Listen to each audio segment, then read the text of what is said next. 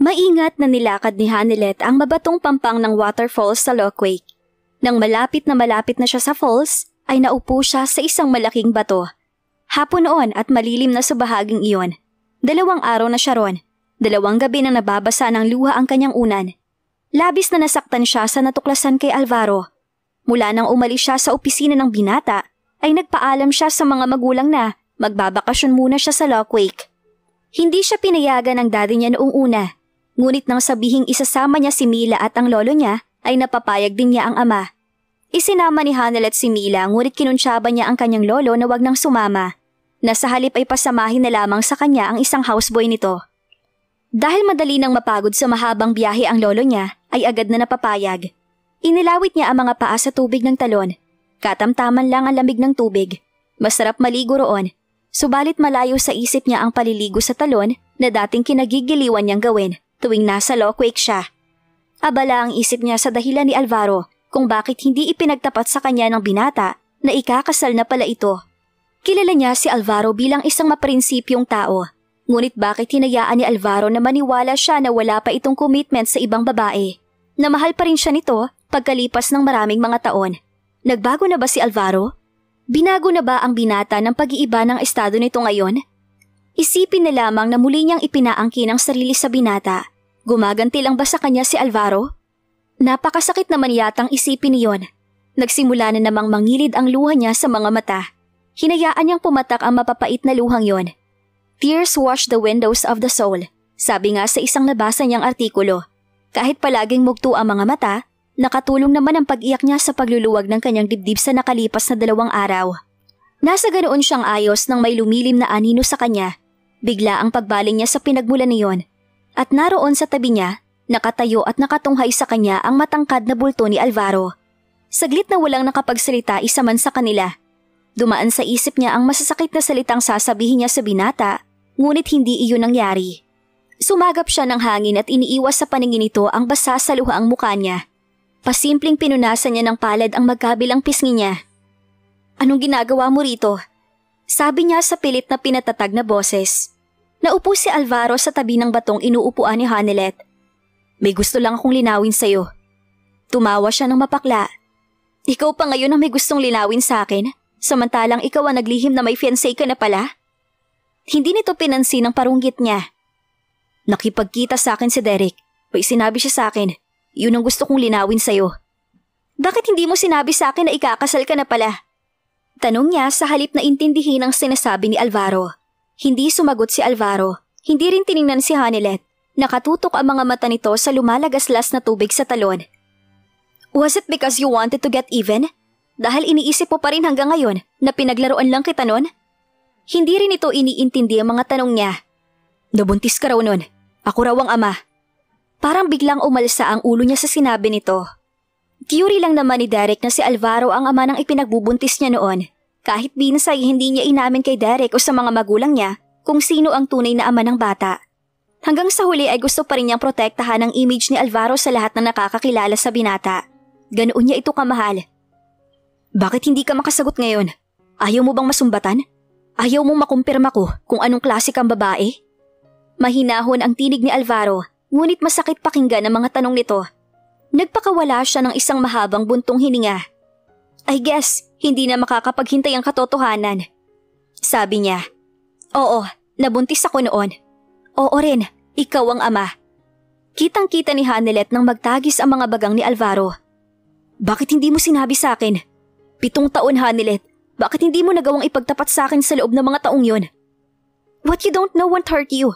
Alam kong maprinsipyo ka. Sabi mo nga noon, laban sa kalooban mo na magkaroon ng bastardong anak. At gusto ko namang magkaanak. Kailangan kong mabuntis ng mga panahong yon. Yun lang ang alam kong matibay na dahilan para hindi na magpilit ang mga magulang ko na ipakasal ako kay Derek. Pero nagkamali ako. Lalo silang naging masigasig na ipakasal ako nang malaman nila ang kalagayan ko. Kaya nga tumakas ako sa bahay ng kapatid kong panganay sa Louisiana. Namuhay ako ng solo sa ibang states sa Amerika. It was very hard for me. Pero nagtagumpay ako sa pamimilit nila. Bumalik lang ako sa poder ng kapatid ko nang makatiyak ako na hindi na ipagpipilitan ng parents ko ang kasunduan namin noon ni Derek. Nasaan ang bata? Tama bang kutob ko na si Valerie ang naging anak natin? I'm sorry, Alvaro. Totoo ang sinabi ko sa'yo na pamangkin ko lang si Valerie. Ang naging anak natin noon. Sumagap siya ng hangin dahil bigla yata siyang pinangapusan ng hininga. Masakit pa rin sa kanyang alalahanin ang mga nangyari noon. I gave her to him when he was only 8 months old. He was stillborn. Muli na namang namalisbis ang mga luha niya sa mga mata. She heard his entrant breath.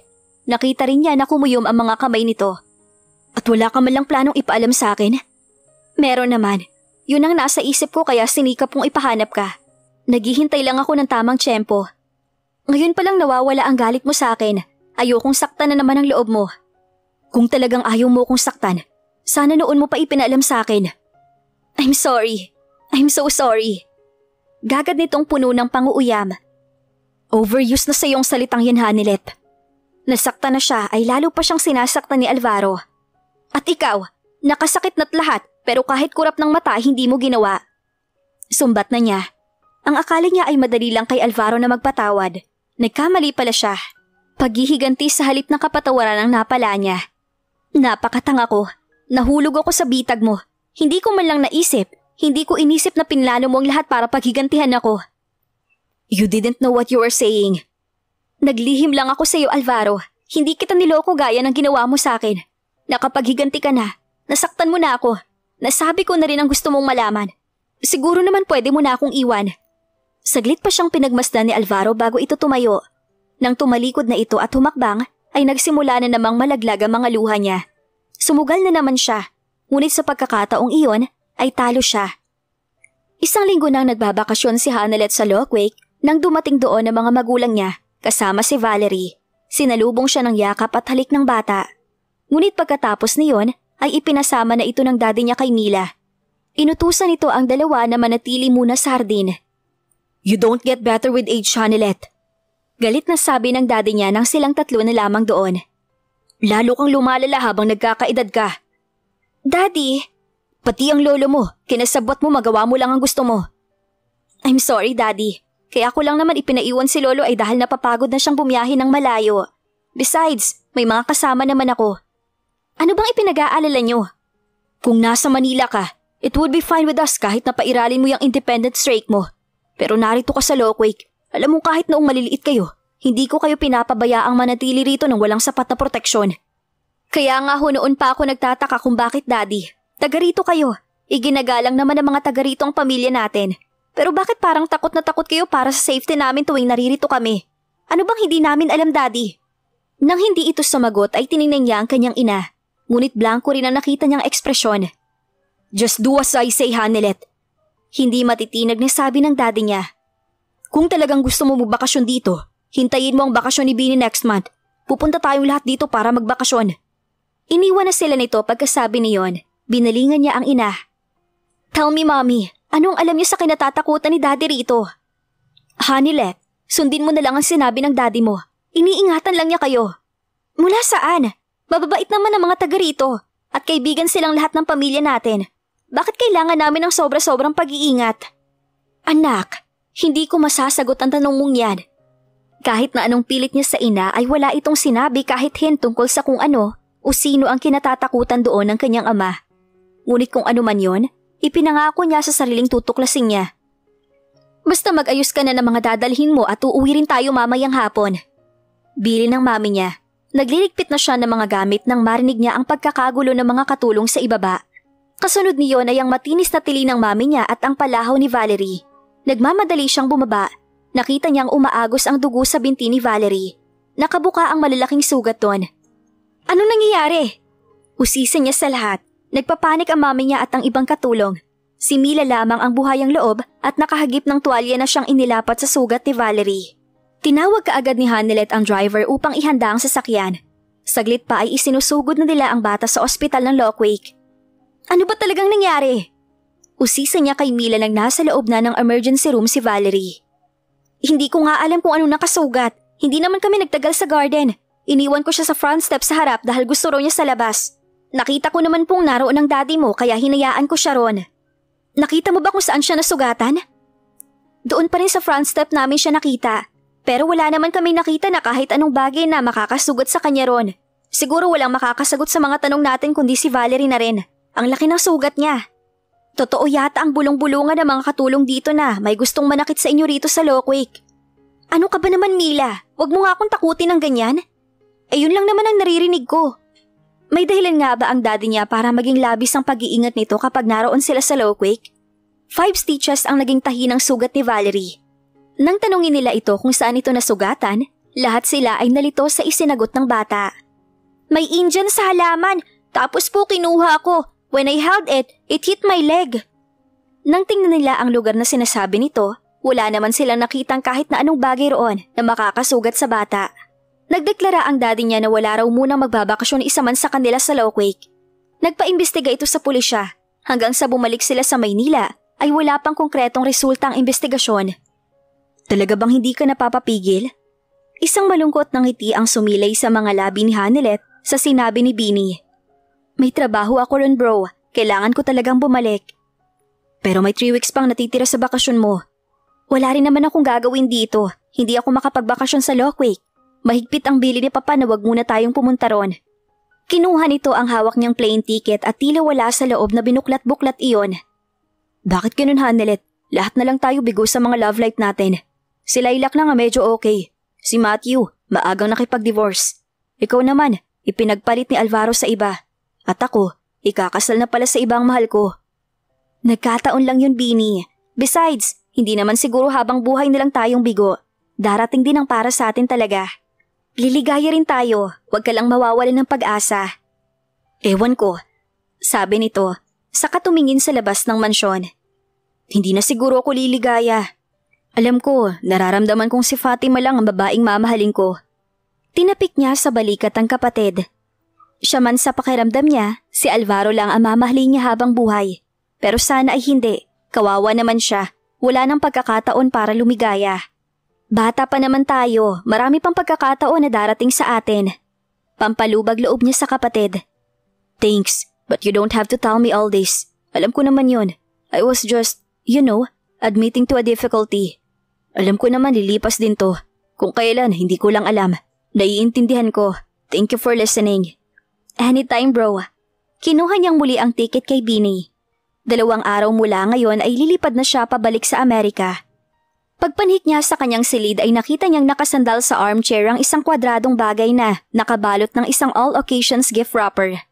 Pangalan niya ang nakasulat sa labas ng wrapper. Nang buklatin niya yon, tumambad sa paningin niya ang portrait niya na nakita nila ni Valerie sa art gallery, mahigit 1 buwan nang nakararaan. Alam kaya ni Alvaro na paalis na naman siya? Pinagmasdan niya ang painting. Iyon ang imahe niya noong 18 years old pa lamang siya. Inosente. Kinabukasan, nagising si Hanelet na para siyang naliliyo. Muli niyang ipinikit ang mga mata. Sandali pa siyang nanatiling nakahiga sa kama. Nang umahon siya, dama pa rin niya ang pagkahilo. Para din siyang naduduwal. Halos patakbong tinungo niya ang banyo. Tuluyan na siyang naduwal sa bathroom sink. Matagal siyang duwal ng duwal, ngunit wala naman siyang mailabas. Hinang-hina siya ng mahimasmasan. Napatingin siya sa desk calendar na nasa ibabaw ng cupboard. Hindi nga pala siya dinatna noong nakaraang period niya. Ganito rin ang naramdaman niya noong ipinagbuntis ang anak niyang namatay. Napapikit siya ng mariin. Hindi na niya kailangan pang magtest ng sarili. Nakakatiyak na siya na buntis siya. Matagal na paikot-ikot lang siya sa kanyang silid. Gaya noon, hindi na naman niya maaaring ipagtapat sa kanyang mga magulang ang kalagayan niya. Ayaw niyang lumikha na naman iyon ng alingasngas. Tatakas na naman siya. Mabuti na lamang at pabalik na siya sa States sa makalawa. Nagtatalo ang loob ni Hanelet kung ipapaalam pa niya kay Alvaro ang kanyang kalagayan. Maaaring ilihim na lamang niya rito ang tungkol sa pagdadalang tao niya. Hindi na sila magkikita pa. Sa nangyari sa kanya, desidido na siyang wag nang bumalik sa Pilipinas. Palalakihin niya na mag-isa ang bata. Oh God, please, mabuhay na po sana ang batang to. Piping dasal niya. Upang mabawasan ang pagkabagabag na nararamdaman, minabuti niya mag-empake na ng kanya mga damit. Ngunit panay naman ang singit ng imahe ni Alvaro sa isip niya. Nai-imagine niya ang galit na anyo ng binata noong kausapin siya sa talon habang inuusisa ang tungkol sa ipinagbubuntis niya noon. Nabuntis ka raw noon? Ako raw ang ama. Wala ka malang planong ipaalam sa akin ng tungkol doon? Napaupo siya sa gilid ng kama. Nagtatalo na ang loob niya kung hindi na o dapat pa niyang ipaalam kay Alvaro ang kalagayan niya. Napasagap ng hangin si Hanelet nang makitang papalapit na si Alvaro sa kotse nito. Sinadya niyang abangan na lamang ito sa pag-uwi. Ayaw na niyang magpakita pa sa loob ng opisina ng binata. Pinayapa niya ang kabang nararamdaman at nilapitan si Alvaro. Nakita naman siya nito na sorpresa. Hindi siguro inaasahan ni Alvaro na makikita pa siya. Anong ginagawa mo rito? Mahinahon ngunit malamig ang tinig na tanong nito nang makalapit siya. Huwag kang mag-alala, wala akong planong guluhin kayo ng girlfriend mo. Natanggap ko na ang painting. Salamat. Nagkibit balikat ito. You're welcome. Wala rin naman kasi akong pagbibigyan nun maliban sa'yo. Kahit may hatid na kirot ang kawalan ni Alvaro ng pakialam, ay nanatiling mahinahon si Hanilet. Nagpunta lang ako para magpaalam. Babalik ka na sa States? Oo, bukas ng flight ko. Akala ko ba 2 buwan kang magbabakasyon dito? Parang sa tono nito ay gusto pa yata siyang pigilan. Malungkot nang umiti siya. I decided to cut my vacation short. Hindi na yata para sa akin ang Pilipinas. Bakit naman? Hindi ka pa nakakapamasyal ng maigi sa tingin ko. Hindi niya lubos maisip na ganoon ang takbo ng pag-uusap nila. Masama ang loob niya kay Alvaro, ngunit wala siyang makapangsalita ng pagkagalit na gusto niyang sabihin dito. Tama na nga lamang siguro na maghihiwalay silang civil sa isa't isa. Gusto ko nga sana magbakasyon pa sa Lockwake, pero ayaw ni Daddy. May nangyari kasi ron.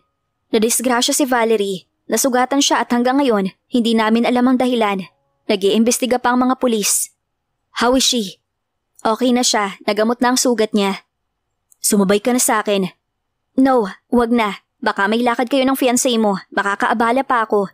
May importante lang akong sasabihin sana. Let's talk about it over dinner. Sige na, total naman, paalis ka na bukas. Hindi, wag na. Sandali lang naman to. Gusto ko lang sabihin sa'yo na nabuntis ako. Of course, ikaw ang ama. Tila namamanghang na pamatay ito sa kanya. Yung sa Baguio? Tumango siya. Huwag kang mag-alala, aalagaan kong mabuti to. Goodbye, Alvaro. Pumihit siya patalikod at malalaki ang hakbang na nilisan niya ang lugar na yon. Nagiinit ang sulok ng kanyang mga mata. Mahirap palang magpaalam sa taong mahal mo habang alam mo na hindi na kayo maaaring magkita pa. Nakakailang hakbang pa lamang si Hanilet nang maramdaman niya ang mahigpit na pagpigil ng kamay ni Alvaro sa braso niya. Tatakasan mo na naman ako? Nagpilit siyang kumuwala ngunit tila bakal ang kamay nito. Let me go, Alvaro. Pabayaan mo na ako para pare-pareho na tayong matahimik. Will you stop and be still? Hindi ko mapapayagang takasan mo na naman ako sa pagkakataong to. Hindi niya pinakinggan si Alvaro. Todo ang ginawa niyang panlalaban. Ngunit sa huli ay nagawa nitong ipitin ang kanyang mga kamay sa kanyang likuran habang nakapilit siya sa matipunong pangangatawan ng binata. Kasunod niyon ay mabilis itong sinakop ang kanyang mga labi. Kapwa hinihingal sina Hanilet at Alvaro nang lubayan nito ang mga labi niya. Hindi niya alam kung ano ang iisipin o ang sasabihin. Nakamata lamang siya sa binata. Nanlalaki ang kanyang mga mata. Please, Hanilet, hayaan mo mag-usap muna tayo ng maayos. Pakiusap ni Alvaro. Kumalas na ito sa pagkakayakap sa kanya pero hindi pinakawala ng isang kamay niya. Hinayaan niyang akayin siya nito. Dapat nga siguro mag-usap sila. Gusto rin marahil nito na makita ang isisilang niya. Hindi rin pala niya mailalayo kay Alvaro ang bata kung sakali. Tiyak na magdedemand ito ng paternal rights. Kaya lang, malayo na ang nalalakbay nila ay hindi pa rin ito nagsasalita. Si Hanilet na ang nauna. Kung inaalala mo na itatago ko sa iyo ang magiging anak natin, huwag kang mag-alala. Hindi ko siya ipagdadamot sa iyo. Hindi mo talaga maitatago sa akin ang anak ko. Seryosong sabi nito. Hindi na niya nasundan pa ang sasabihin. Ayaw gumana ng isip niya. Dapat nilang pag-usapan na magiging arrangement sa pagkupkop sakaling lumabas na ang bata. Ngunit ayaw makipag-cooperate ng utak niya. Walang nasa isip si Hanilet ng mga sandaling yon, kundi ang hirap na dadanasin ng bata habang nagpapalipat-lipat sa piling niya at sa piling ni Alvaro. Kawawa naman ang baby ko. Ilang sandali pa ay lumiko na ang sasakyan. Pumasok iyon sa gate ng isang magarang mansyon. Kaninong bahay to? Naaalarmang tanong niya. Sa papa ko. Bakit dito pa tayo nagpunta? Gusto ko na makilala ka niya. I'm sure matutuwa yun kapag nalamang magkakaapo na siya. Masaya na ang facial expression nito. Ikatutuwa rin ni Hanilet kung tanggap ng papa nito ang magiging anak nila. Ngunit kinukutuban siya. Nakakaamoy siya ng komplikasyon. Huminto siya sa paglakad kaya napahinto rin si Alvaro. What's wrong? Anito. Alvaro, hindi ko kayo aalisan ng karapatan sa bata, pero hindi mo maaaring hiwalay sa akin ng anak ko. Walang maglalayo ng anak natin sa iyo, Hanilet. Trust me. Inakay na siya nito papasok sa front door. Nagtuloy sila sa lanay. Nakita niya roon ang isang may edad ng lalaki na hawig kay Alvaro.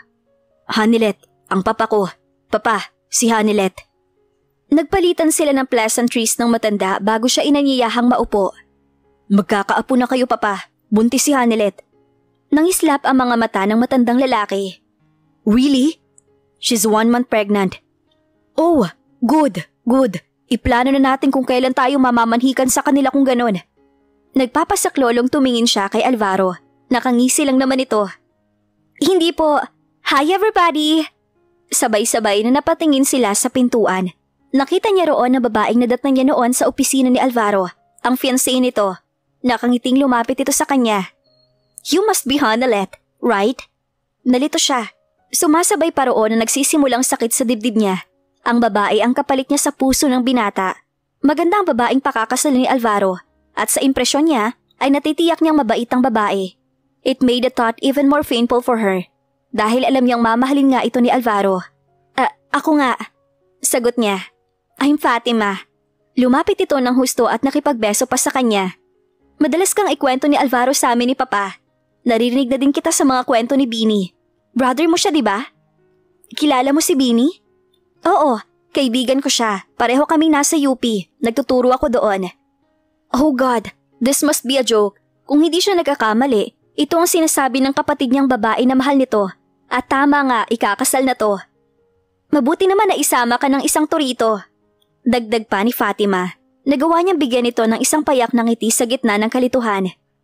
Pag-usapan natin ang tungkol sa inyo sa hapunan. Sabi ng papa ni Alvaro. Siguro naman ay hindi natututol ang mga magulang mo ngayon sa anak ko.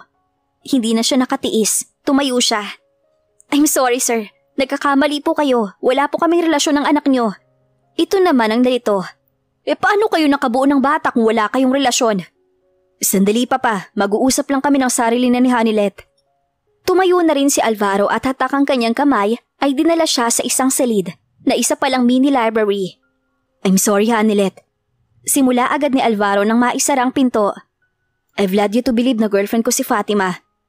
Pero ikakasal na kayo. Yun din ang sabi sa akin ng sekretarya mo. Hindi niya magawang maupo sa sofa na itinuro ni Alvaro sa kanya. Ito man ay nakatayo rin paharap sa kanya. Kinausap ko lang noon ng sekretarya ko na yun ang sabihin sa'yo. Bakit mo ginawa yun? Pabulong na tanong niya.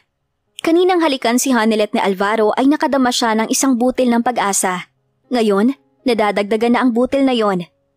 Dahil binala ko talaga na paghigantihan ka, saktan, kapalit ng 7 taong sakit na daladala ko dahil sa ginawa mo.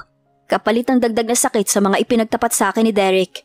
Kahit hindi ka nakipagkita sa akin ngayon, bala ko na talagang puntahan ka sa inyo. Dahil hindi ko naman pala mapapangatawan ng paghihiganti. Ako rin nasaktan na makita ko nasaktan ko ang kalooban mo noong makita mo si Fatima sa office ko. Hindi kayo ikakasal ni Fatima? Ikakasal pa rin siya, pero hindi sa akin. Hindi kami maaaring pakasal. Magkapatid kami sa ama. Nanlalaki na naman ang mga matang napatitig siya kay Alvaro. Later, ikakwento ko sa iyo ang tungkol kay Fatima. Pero ngayon, pag-usapan muna natin ang tungkol sa atin. Alvaro, can you still find it in your heart to forgive me? Ginagap nito ang kanyang mga kamay. Napatawad mo na ako sa paglilihim ko sa naging anak natin noon? He drew her closely. Mas hindi ko mapapatawad ang sarili ko habang naiisip ko kung paano mo dinala ang pagluluksa sa pagkawala niya. Nawala man lang ako sa tabi mo ng mga panahong yon. Nangilid na naman ang luha niya. 1 taon na akong nawala ng drive para mabuhay. Masakit din sa loob ko na hindi mo malang siya nakita. It would be easier if you're with me then. Hinagod ni Alvaro ang likod ni Hanilet. Gusto niya na inaalo siya nito. Kalilimutan na natin ang lahat ng sakit at pagluluksa. Isipin na lang natin na isang anghel ang ating anak. I named him Patricio Alvaro. Salamat. Sa kabila ng mga kasalanan sa akin ni Mama at ni Tatay, mahal ko pa rin ang alaala nila. Alam ko, if they were still alive, I know they'd love to see their grandchild. Sa isang cemetery sa Long Beach siya nakalibing. Doon ako napadpad nang umalis ako sa bahay ng kapatid ko. Pagkapanganak ko, lalabas tayo ng Pilipinas. Dadalaw tayo sa puntod niya. Tuluyan ang napaluha siya. Niyakap siya na mahigpit nito. Sa dibdib ni Alvaro niya pinawala ng natitira pang sakit sa pagkawala ng kanilang panganay na anak. Now Hanilet, will you marry me? Yun ba talaga ang gusto mo? Tanong ni Hanilet kay Alvaro. Bakit? Ayaw mo ba ng kasal? Biglang naalarma si Alvaro. Gusto. Pinataka nito ng masuyong halik ang mga labi niya. Hanilet, wala akong gustong mangyari ngayon kundi ang makasal tayo. Noon pa man, nangangarap na ako na ikaw makakatuluyan ko at magsasama tayo hanggang sa mapuno ng mga anak at apo ang bahay natin. Gusto kong makatiyak na sa akin ka na talaga habang buhay. Oh, Alvaro. Napayakap na naman siya rito. Aayusin na natin ang lahat, mahal ko. Ani Alvaro, saka hinalik-halikan ng buhok niya. Kakausapin natin ang parents mo. Ipagtatapat natin sa kanila ang lahat ng mga nangyari at hihingi tayo ng tawad. Kung magsisimula tayo, I want us to start with a clean slate. Tango lamang ang nakuha niyang sagot. Para kasing nakabikig ang kanyang lalamunan. Nalulunod na sa ligaya ang dibdib niya. Muli, isang masuyong halik ang iginawad ni Alvaro sa mga labi ni Hanilet. Puno iyon ng ingat, ng pananabik at lahat ng emosyon na naranasan niya sa pinagsaluhan nilang dalawa sa waterfalls ng Lockwake at sa Baguio. I love you, he said softly, almost reverently. And I love you too. Kailangan pa ba talaga natin ang tent? Natatawang sabi ni Hanilet kay Alvaro. Pagkatapos ng kanilang kasal, ay sa Lockwake sila tumuloy. Lingid iyon sa kaalaman ng daddy niya dahil ang akala nito ay sa Boracay sila mag-honeymoon. Secured naman ang area ng mansyon at ng waterfalls. Tiniyak iyon ng mga inupahang tao ni Alvaro bago sila magpunta ron. Nagkasundo silang mag-asawa na doon iselebra ang unang bahagi ng kanilang honeymoon. Masyadong memorable sa kanilang lugar, kaya nagpilit silang doon tumuloy sa kabila ng babala ng daddy niya. Bago mamanhikan sina Alvaro sa mga magulang ni Hanilet, ay ipinagtapat nila sa mga ito ang mga pagkakamali at pagsuway na nagawa nila. Pinatawad naman sila.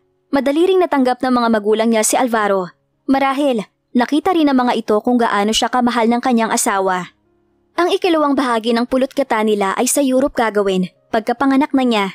Ayaw ni Alvaro na bumiyahe sila sa kalagayan niya. Ingat na ingat ito sa kanila na magiging anak. Mrs. Baling ni Alvaro. Alam ko po na hindi natin to kinailangan noon, pero iba na ngayon.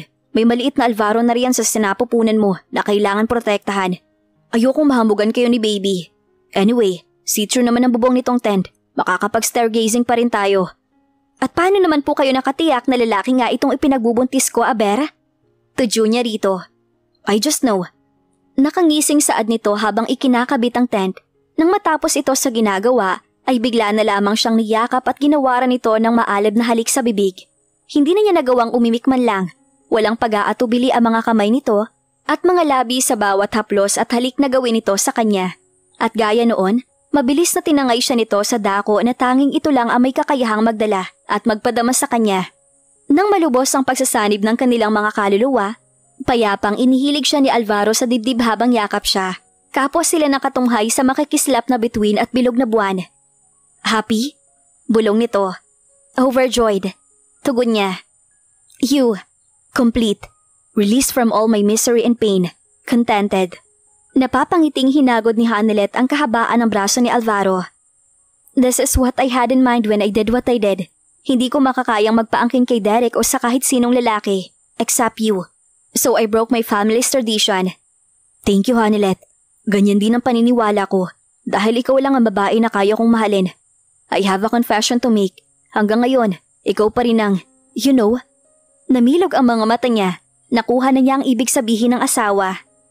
Really? God, the stars, the moon are my witnesses. Nakangising kumpirma nito. Siya na ang pumupog dito ng halik. Dito na po nagtatapos ang maikli nating kwento.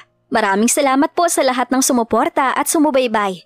Muli ay magkita-kita po tayo sa susunod pa nating mga istorya.